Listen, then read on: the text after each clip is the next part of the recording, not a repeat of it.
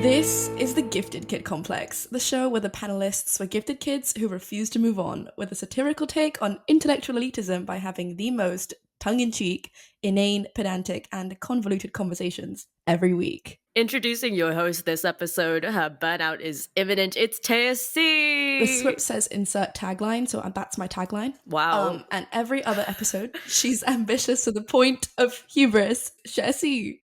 I am ready to rumble. Okay, we love the alliteration because, this episode has a lot of alliteration in it. Oh, I didn't know. You've started off really well. Look, we're so in sync already. Excellent. Each panelist here today has experienced gifted kid syndrome in some way. Cher, do you want to summarize how you found yourself where you are? Yeah, so I am a philosophy student at University College London. I did maths by the maths, philosophy, and literature at A-level. It was just kind of jack of all trades, and here I am now making content. That sounded so disparaging. Content creation's hard. I am making content. I never said it was a bad thing. That is true. Anyway, so yeah, I do history at Oxford. It's a BA. I did IB and I did history, English, and music, which is really far from the topic we're going to go in today in this podcast. I'm so excited to hear whatever it is you've cooked up. Yeah, so the podcast gives me a little outlet for sciencey things that I've been curious about for a little while. What? We're going to go into the quote. Okay. It's going to summarize exactly what we're going to talk about. Excellent. And the quote is from this lovely essay called A Cyborg Manifesto, written by Donna Haraway, and it's published originally in 1985, but the edition that I've cited in the show notes is from 1991, and the quote is, "Why should our bodies end at the skin, or include, at best, other beings encapsulated by skin?" Whoa! This is some philosophy of mind, personhood bullshit going on. It's that too, but it's a manifesto for cyborgs. So this episode will be talking a little transhumanism. You might not have written an episode on this too. I didn't. Okay, good. So we're good. The first thing I noticed about Cher were her tattoos. Oh. So the original title for this episode is Tattoos and Transhumanism. This is the result of me after reading Judith Butler and Italo Calvino at the same time. Oh, a great combination. Yeah, it's about beings encapsulated by skin, and what goes on skin? Tattoos. Wow, so crazy. Hold on. For those of you who don't know, and especially if you're listening to the audio format of this podcast, by the way, you can go watch the video episodes on YouTube if you're interested to see our faces as we're doing this. That. I am covered in tattoos. Mm-hmm. I do have quite a number. I don't have just like one on my wrist and it's like a small Pinterest thing. There's a thing happening on my skin. You have a QED. I do. The middle between your collarbones. Yeah, so I have two floral collarbone pieces, and nestled in between them, betwixt the flowers, says QED, quod erat demonstrandum, because I love maths, I love logic, I love proofs, and that is something I decided to commemorate on my body in ink. Yep. So basically this episode is about how we kind of contend with being in our own bodies through the feeling of skin. This is a horrifying premise for an episode. I just like to say I'm so excited to see where you take this. When I was thinking about it is like there's a real kind of gulf between what we think like our kind of powers of thought, consciousness, sentience. Cher has better words for this, but as a philosopher. But I don't know. I think I lose all of my vernacular the moment I'm put on the spot. The moment it's like, hey, sound educated about something, I immediately, the notorious reason why I did not make it into Cambridge, I just completely blanked. That's probably not your fault. I don't know, but anyway, here I am. UCL's great. We love UCL. I love UCL. So many of my friends at UCL, including Cher. Anyway, so the kind of consciousness bit, and then also the feeling of touch, which is so kind of tangible and then intangible. So tattoos and transhumanism. That's very cool. Also how we use technology to kind of, I've written express our worldliness or script ourselves in some way, like with code script or with art. How do you define transhumanism? It's essentially a philosophical and scientific movement. And it advocates the use of like various technology like AI or maybe genomics or engineering of some kind of the body, maybe like implanting metal like chips or things like that into our brains or into our bodies. But also it can refer to things like IVF, so in vitro fertilization, and lots of other things that now science is working on to augment kind of human ability, which is, of course, fraught with ethical problems. But I think tattoos can kind of be counted perhaps as part of it because it's part of the modification of the body.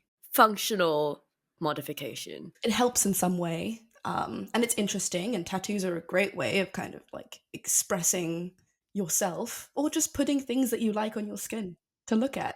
They're great. I'm interested to find out where the borders are. For example, LASIK. Say you get eye surgery. Yeah. Does that count? I think it probably falls under healthcare rather than like augmenting the human condition. Okay. There's probably also some element of like, I don't know how necessary it is, but I think in the modern kind of condition, we're looking at like augments or cyborg parts that aren't necessarily kind of important for us to function as beings. And what about people who have prosthetics? Those are for healthcare. Which is why it's strange, because at some point it's also a part of the future, but it's also kind of part of what we've already been using to live. Everything's very hazy the moment you try to draw lines around them. Yeah, it is. Which is what we find repeatedly every time we try and come up with a definition for literally anything. So I think transhumanism is better described as a bit of a movement or like a paradigm in scientific thought that we've been debating rather than like a circumscribed thing. And it's to do with modification of the body in some way. Okay. Interesting. Technology can mean many, many things. Oh, it can.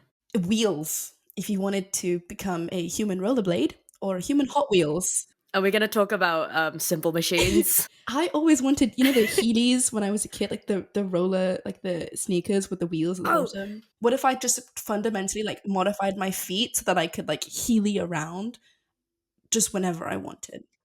That'd be really funny. It's interesting that you bring up wheels because notoriously wheels are one of the things that we cannot naturally evolve. It's just never going to happen for obvious reasons. They have to be detached. You need like an axle, and there's like a whole bunch of components that define a wheel. I guess if you somehow affixed wheels to a body, that is the peak of what you're talking about today. I was a Heelys kid. Yes. I think I was fucking annoying.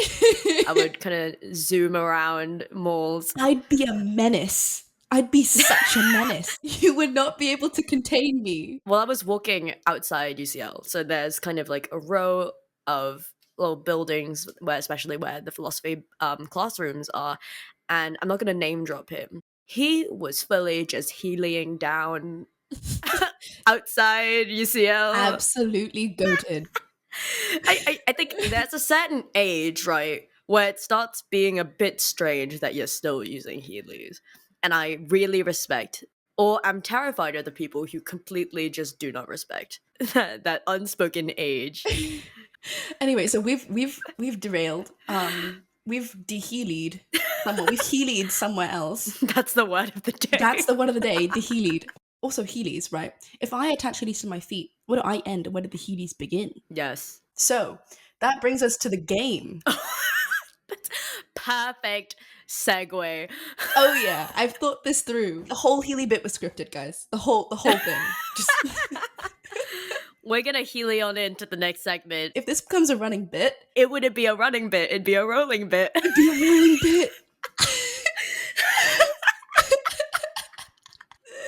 Anyway, so I've picked the game is Trust Me, I Was Smart Once. And it is the game of deception, imposter syndrome, and light-hearted intellectual snobbery. Although I think this is pretty heavy-hearted, but anyway. That's fine. I will be presenting a Wikipedia article, and this article may or may not exist. If I manage to convince Cher that it's real when it's fake, or fake when it's real, I win. And I'm going to win. And you are going to win. And I can't just make up something if it's already true. And so fake articles have to be completely and totally fictitious. So alleged article is for self-transcendence. And that's self hyphen self-transcendence, and it's a personality trait. Oh. It applies to people who can expand their sense of self to the rest of the universe. So essentially, they ascend, they astral plane. So this is the Wikipedia article for astral planing. Great. There's a whole bunch of psychologists. There's citations for this? Oh, yeah. There absolutely are. Are they genuine and legitimate citations? I'll let you decide, because you got to decide whether this article is Okay. real or fake. Okay. Diegetically, within the canon of what you're spinning for me here, are these citations fair? Yes. Okay. This has changed things. Viktor Frankl. Maslow. Oh wait, so this isn't one guy who like went off on No. kind of a little trip No. and decided to come up with something insane. Lots of psychologists have collaborated on the concept of astral planing, aka self-transcendence. This is okay. Sure. And it's a major theory of personality. This is major? This is a major It's theory. major. It's huge. What do you mean by that? Prominent. Oh, okay, so this is a well-known thing that Yeah. many respected individuals in the field are taking seriously. Yep. Taking seriously being a key word here. They've got like a scale to measure it and stuff. They have a scale? It's got like 5 points and like an inventory. It's got like a whole bunch of like dichotomies between like the person and like the environment. If this is real, I need to do this. We're gonna do a bonus episode of us doing the scales. If this is real, that is absolutely something we are doing. Yes. A big concept in existentialism is transcendence, but it doesn't mean what you're referring to right now. Dude, psychologists were wild. Wait, when was this? Probably 1930s, 40s. Is anyone currently still talking about this in any kind of serious way?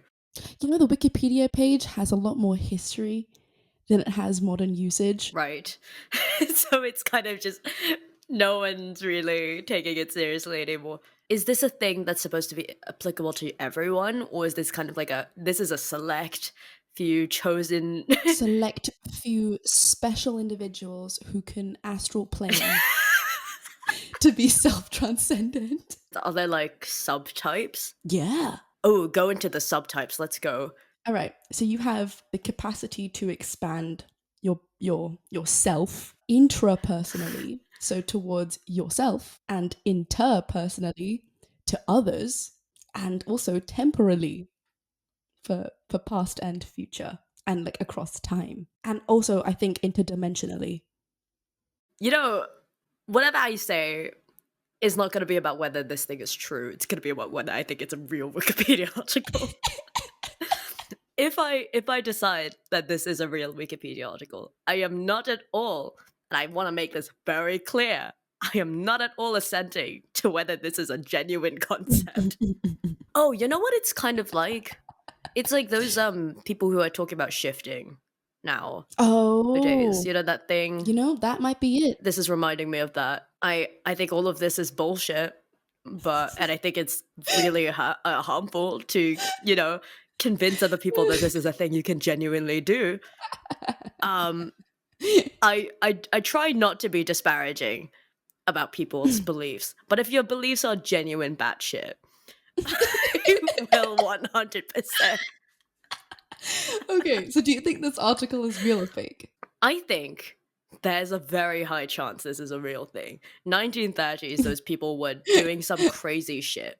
They were cooking up some crazy shit. It's a weird time for people to be doing anything academic in the 1930s. Or is this just an absolute figment of my imagination and just me inventing an article about astral planing? Regardless of whether you made this is definitely a thing that people have talked about. Not necessarily in the way that you're framing it. Like, this is kind of like a weird mix of like achieving enlightenment, Nirvana.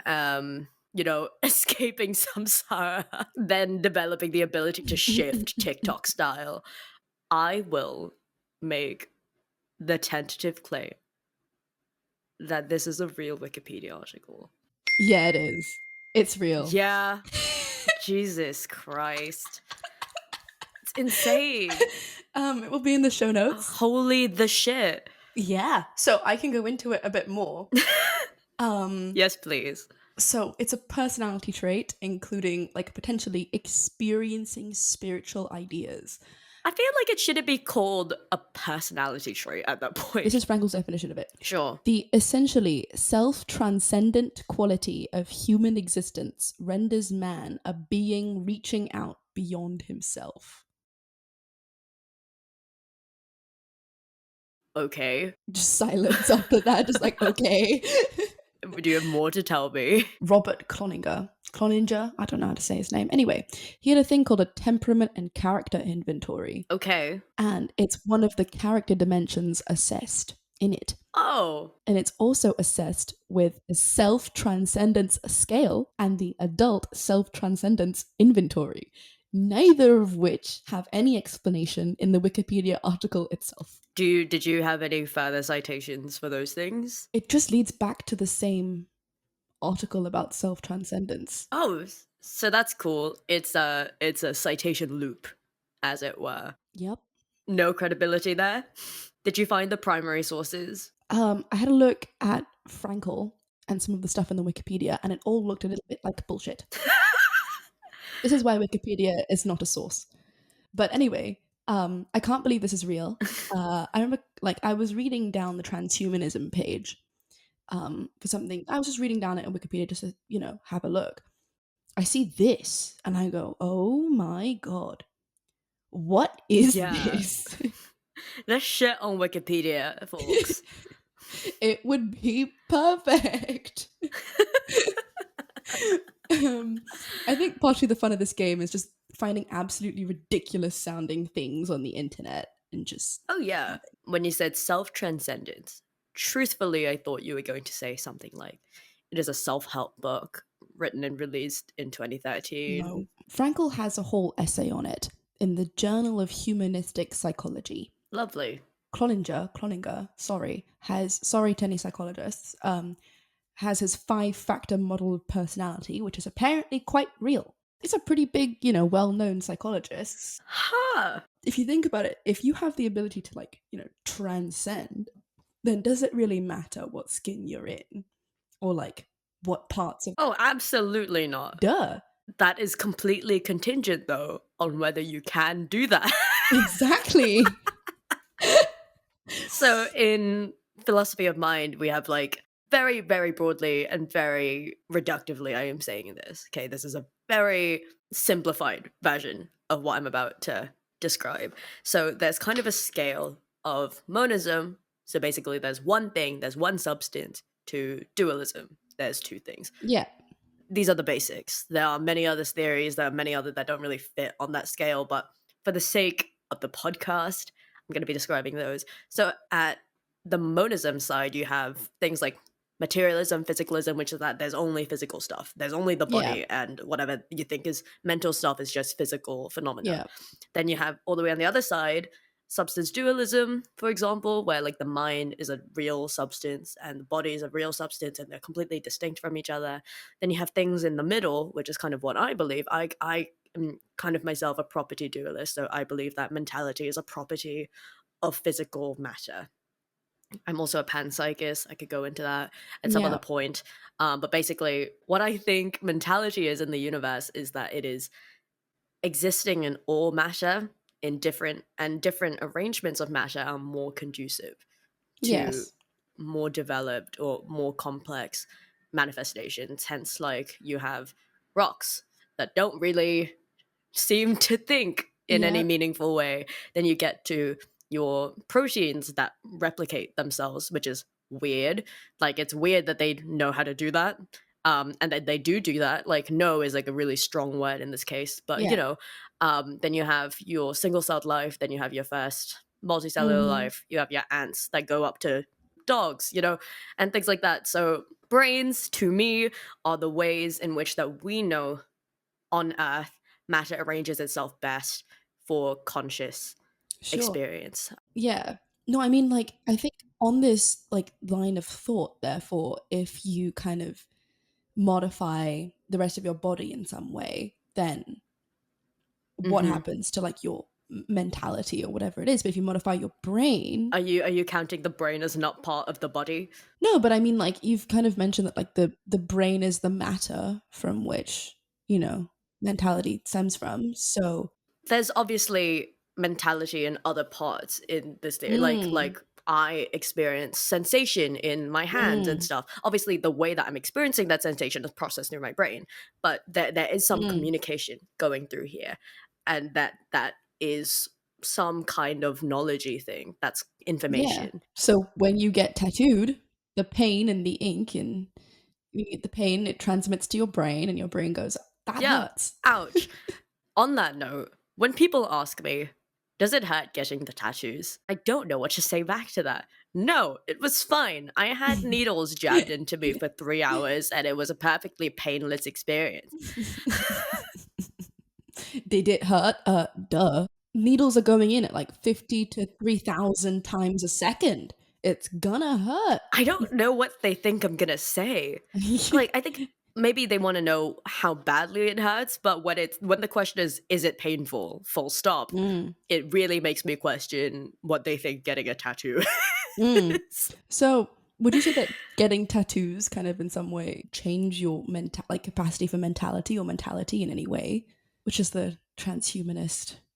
I don't think it's affected my mentality in like the way that we conventionally think about mentality, as in like Sure. the Yeah. experience of sapience and all that. Mm, But I think it definitely changed my perception of myself, mm. my self image. It kind of its expression, right? Yeah. My interpretation of what I am like has gotten more externalized in some kind of Yeah. tangible way on my body, which is how I would frame affecting my mentality in heavy air quotations because I don't really know. No, this is very heavy air quotes. This is an informal podcast. This is pretty interesting. Anyway, this is kind of where I wanted to go. And it's also written for Cher because, yeah, like last episode, Cher basically wrote for me, Mm-hmm. or like with things that you think I'd Yeah. know about. And I've written this one with things that she probably knows quite a bit about too. I didn't know about self-transcendence. Who did? Who did? I didn't know until like a week ago. I genuinely did not expect personality trait to be the things that followed you saying self-transcendence. I thought it would be like a phenomenon, maybe. Yeah. No, me too. I'd also thought maybe more to do with philosophy, but psychology, it seems. Yeah, no, this is apparently a trait of certain people, which Mm. is strange. It's And giving X-Men. it's giving X-Men that it is. There's a lot of sci-fi. You know, that's a big part of transhumanism, sci-fi. Sci-fi is great though. It is. And a lot of like how we've been able to kind of like contend with like what would it mean for us is through sci-fi and through like as well with CGI, I guess. Is CGI no, it's not. If you like modify the body on a computer, but it's not like the real body. I'm just hearing what you're telling me about transhumanism, but it seems to me that the things that would be applicable to this is alterations to the physical body. Yeah, I think so too. But I think it's an interesting question about how kind of we've dealt with that. Virtual alterations to the physical body. That's a really good segue. Hold on. It's the best segue to the next game. So the next game is a true or false, and it's about like different ways, like different existing ways that we've modified our bodies using science. And it's a little bit of questions about the science. So this is one that you'll probably be able to get like right away. So correct me if I'm wrong, but tattoos work by injecting ink into the skin so deep that it stays there. False. That's not how it works. That's not how it works. That's what people think. That's what people think. Yep. But actually, what's happening is the ink goes in there and your body is continually fighting the ink until you die. Yep. That's really metal. But in the act of fighting the ink, it keeps it because the little immune cells that Mhm. eat up the ink stays in them. And that's how you still see pigment. And when they die, other immune cells come and eat it up. So in the act of trying to get rid of it, they actually preserve it, which is a bit ironic. The futility of our immune systems. The futility of the transhumanism and its oncoming onslaught onto our bodies, and how we're going to be fighting it, but it's going to be there regardless, and that in fighting it, we're going to keep it with us. Oh, excellent. Wonderful. Again, very fun. Tattoo ink, a lot of common misconceptions about it, Mhm. and Obviously, Cher's gonna know what really happens because Cher's a nerd, and when she got tattoos, she probably looked it up. Yeah, a lot. Okay, the next one, which probably is going to provide a little bit more debate. Elon Musk has been testing his Neuralink brain chips, which was launched in 2016, using mice. True or false? Using mice. Yeah. Okay, so there are many places where this sentence could be wrong. There's only one part that's wrong. It could be the date. It could be not Elon Musk. It could be not brain chips. It could not be mice. Is it one of those things that I listed that's wrong? One of the things that you've listed are wrong, yeah. Okay. Only one, though. There's only one thing that's wrong with the sentence, so the rest of it is correct, apart from one bit. I'm gonna guess that it wasn't on mice. That's correct. It was not on mice. But what was it on? I don't know, man. Guess. Was it a mammal? Yeah. Did it have a large brain? Yeah, that's a pretty big brain. Primates? Yeah. Oh, okay. Monkeys or apes? Monkeys. Okay, do I have to guess the specific monkey? No, it just said monkeys. It just said, well, I was looking into it and it just said monkeys. Okay. In May of this year, he got approved for human testing. So Elon Musk and him, and I think 7 other big brain people, like scientists. Big brain people. They started Neuralink, which is going to create a chip that interfaces directly with your brain. And they were testing it on monkeys. What does it do? What is the chip's purpose? So they've given it as kind of like a treating paralysis and blindness. Oh. Yeah. Okay. At first. And then they later said that they want to, like, the long-term goal is for artificial intelligence. Right. He said that, okay, so Elon Musk, this is a quote, says that he thinks it will be something analogous to a video game, like a saved game situation where you're able to resume and upload your last state. This is both a Rick and Morty and a Black Mirror episode. Like, this is a sci-fi trope, isn't it? It absolutely is. And it got approved for human testing in May. Crazy. Do you know how insane that is? Absolutely wild. Genuinely wild. Well, the treating paralysis and blindness first is what the sources say, aka, their website. And I also have a few Guardian articles and some news articles which are pretty insistent on debating like the ethics of it, because I think that's a fair debate to have. Yeah. Where does the what is the by adding machine to like the human brain, is it the human brain anymore? It's like the kind of like when you know that debate about like replacing parts of a ship, and then at what point is that ship an entirely new ship? Yeah, the ship of Theseus. Yeah. We kind of value the kind of humanity, the original ship of Theseus. Yeah, so there's a paper that's really famous in the philosophy of mind, which I'll talk about philosophy of mind again. Go for it. No, continue. It is very that. I recently wrote an essay on this. So Derek Parfit wrote 4 major chapters of this book explaining what matters for the survival of the mind. There's a big question of whether continuity, like memory, uniqueness, like oneness. So this is about personal identity and not whether like it's a mind. Like we're just going to take it's a mind or there is a mind straightforward. The ship of Theseus kind of connection to this is I don't know if you guys know about the teletransporter. So the idea is person goes into a teletransporter. They've done it many times. They're going back and forth from Earth to Mars, but one time it fails. And the guy just stays on Earth, and he was like, hey, it didn't work. I was like, no, it did work. You are on Mars, but this version of you didn't get destroyed. Oh. And the question is, who's you? Which one is the original guy? Because the replicant has the complete same memories and everything. Same brain. Yep. It's just duplicated. Same brain, same everything. Same brain. Very difficult and interesting questions. Something to be said, because like we immediately kind of want to say that like the replicant guy is like qualitatively the same guy as the original guy, which means there's something about physical continuity that isn't the thing that maintains human identity. And both of them went through the same experience of the failed teletransporter. So, except one ended up on Earth and one that ended up on Mars. So that's like the fundamental divergence in my eyes. The experience of the teletransporter means that neither of them can be the original. I mean, no, I think Like, the guy who stayed on Earth is the original, because he didn't have a split. He didn't have a split. It was one the whole Yeah. time. But he still had the experience of it going wrong. Yes. So every single different state of the person is different, Yeah. right? No one is going to have the exact same state of their body, of their mind, always. For sure. So the ship of Theseus thing, like, we talk about this all the time. Like, our skin changes in 2 weeks. Our bones are different every 7 years-ish. And we don't really look at our bodies and conventionally think, I think, like, we can obviously think, like, my body now is not the same body as I had 10 years ago. But to think that basically all of my body, or most of my body, was not part of what I consider to be my body 10 years ago. And we don't really have a problem with that in terms of ascribing our ownership of this body. So the ship of Theseus thing is like, perhaps, and this is not usually my approach to philosophical questions, but for the sake of what we're talking about, like, what does it matter? Maybe it doesn't. Even if it is a different body, it's the same. Like, it functionally, we can still refer to it as the same thing. The difference I think that I see is that, you know, we don't really have any conscious control over the change. There's nothing we can really do about it apart from like messing with it via transhumanist kind of alternatives.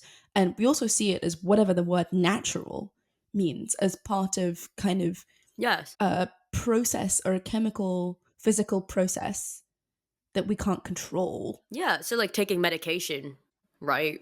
Like, Yeah.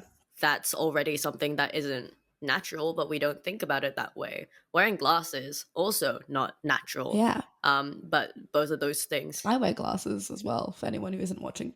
I use a cane. These are all not natural things, but they aid our human existences. And a lot of these things, well, not the cane thing, but like just taking ibuprofen, taking paracetamol, that's already something that's altering your body chemistry. Yeah. And that's not even talking about things like antidepressants, SSRIs, mood stabilizers, all of those.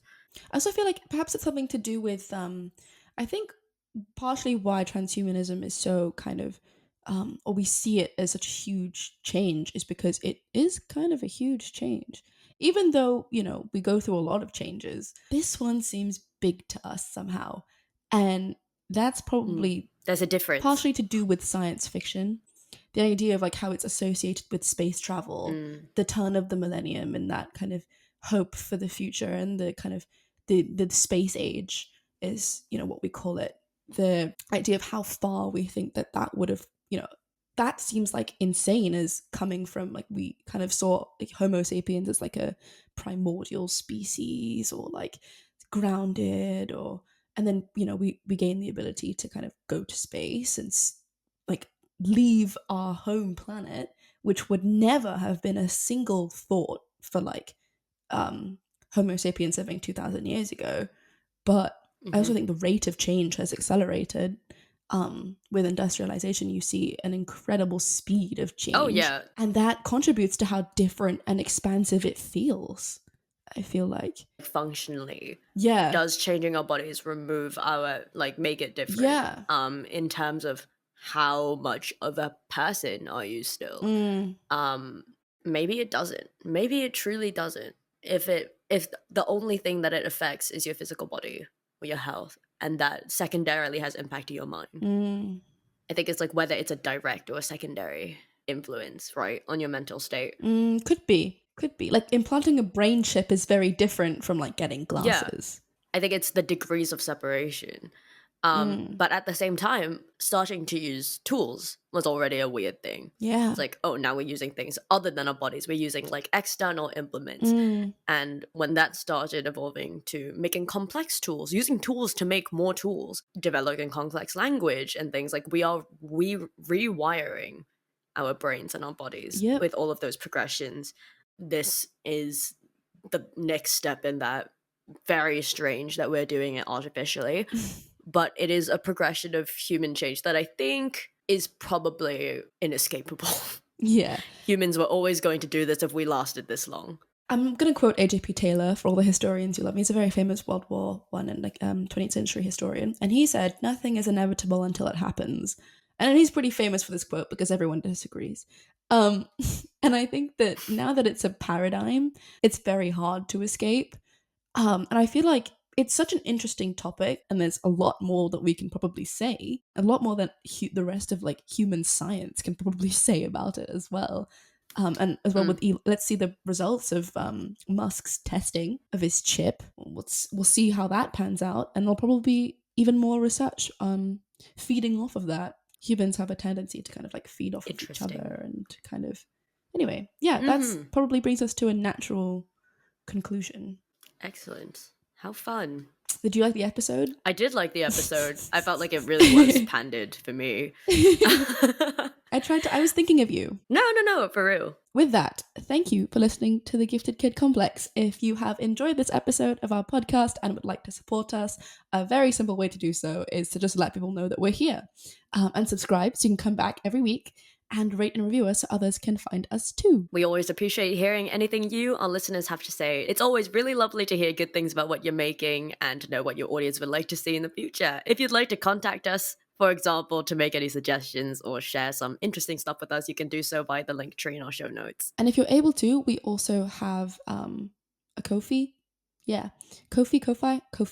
If you'd like to send us a tip, it is linked in our show notes alongside any references to topics we discussed today. If you'd like further reading, we'd really, really appreciate it. And thank you so much for your support. Yeah, for now, we'll release a few short bonus episodes as and when made out of the fascinating tangents that landed on the cutting room floor for free. And if we gain enough traction and support, we might be able to make even more exclusive content for our lovely regular supporters one day too. So if that piques your interest, you know where to go. The Gifted Kid Complex is created and managed by Cher C, and both Cher and I, Teia C, host, write, produce, and edit for the show.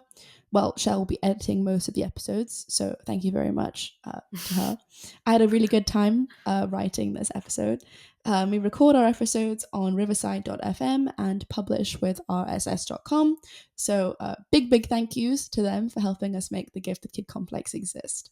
And finally, thank you to you, our listeners, because you are the reason we can and do make the Gifted Kid Complex. We have so much fun with it, and we hope you love it too. See you next week. Well, see you actually. There'll be 3 episodes released, and this will be one of the 3. Yeah.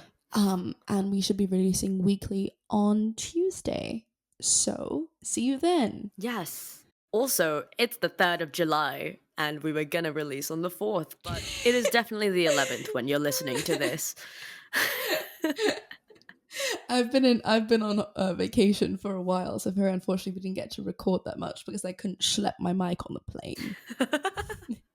Yeah, we would have recorded the podcast on the plane otherwise. With the baby crying in the back. Yeah, that would have made a really good episode of a gifted. That kid is a gifted kid. He was crying for an hour straight. Holy shit. Yeah, he was unhappy. Poor thing. Anyway, thank you very much for listening. See you next week. Bye.